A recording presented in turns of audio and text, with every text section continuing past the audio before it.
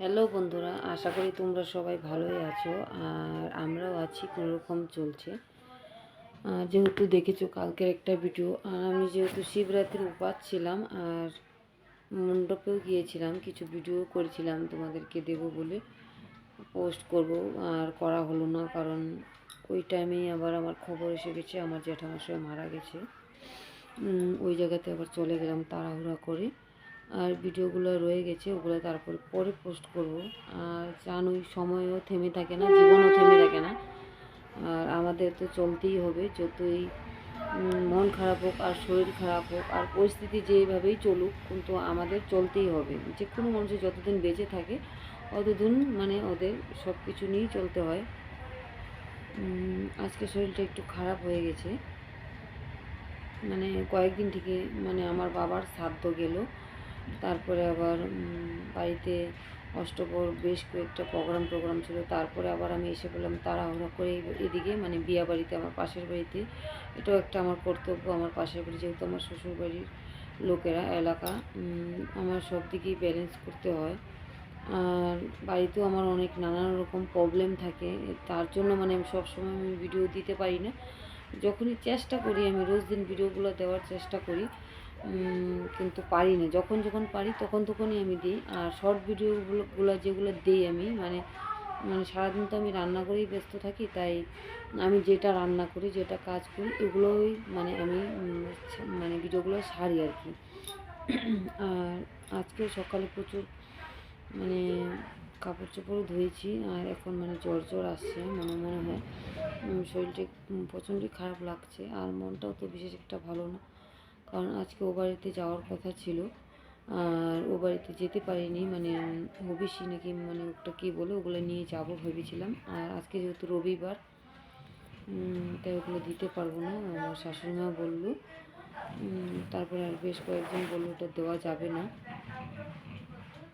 হয়তো কাল পরশু যাব।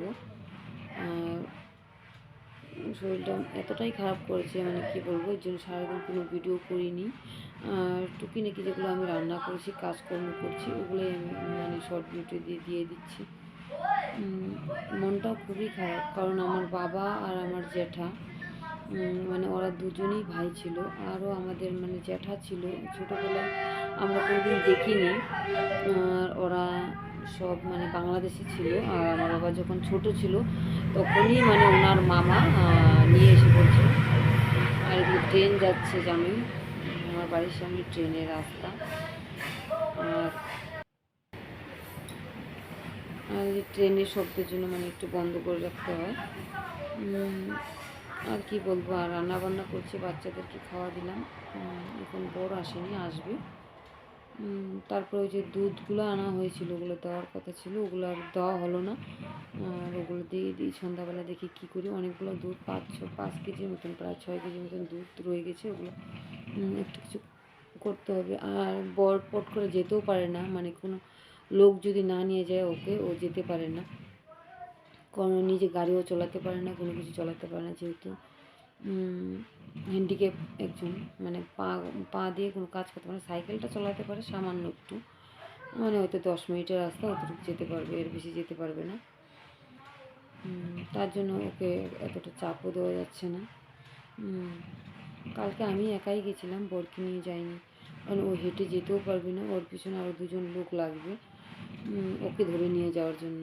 আর তখন ওই বাড়ি এমন সিরিয়াস অবস্থা, তবু আমি কিছু কিছু ভিডিও করে রেখেছিলাম, কারণ ভিডিওটা অনেকে বলবে যে ওর জ্যাঠামশাই মারা গেছে ভিডিও করছে কেন বলো তো। ভিডিওটা করা এটা আমাদের স্মৃতি, আমি থাকি বা না থাকি, কিংবা আমাদের যারা আছে বয়স্ক লোকেরা, ওরা তো সারা জীবন থাকবে না, আমরাও থাকবো না, কিন্তু ওগুলো আমাদের স্মৃতি রয়ে যায়। আর এগুলো আমরা ধরে রাখতে চাই। আমি পুরানো স্মৃতিগুলো আমি এভাবেই ধরে রাখতে চাই। আর আমার বাবার স্মৃতিগুলো আমি ধরে রাখতে পারিনি, কেন বলে তখন আমি এতটাই ভেঙে পড়েছিলাম, বলার মতো না। তার জন্য আমি চ্যানেলটাই বন্ধ করে দিয়েছিলাম বেশ কয়েক মাস।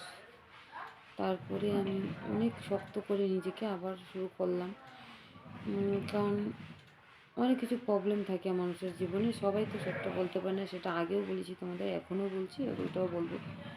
আর কিছু কিছু সময় আছে যে ইচ্ছে করেও বলতে পারবে না, কিংবা ইচ্ছে করেও দেখাতে পারবে না। যাই হোক, আমার জীবনে অনেকগুলোই ঝড় গেছে, একটার পর একটা ঝড় যাচ্ছে। হয়তো কোনো দিন তোমরা জানবে আমার ঝড়ের আমার জীবনের কাহিনিগুলো।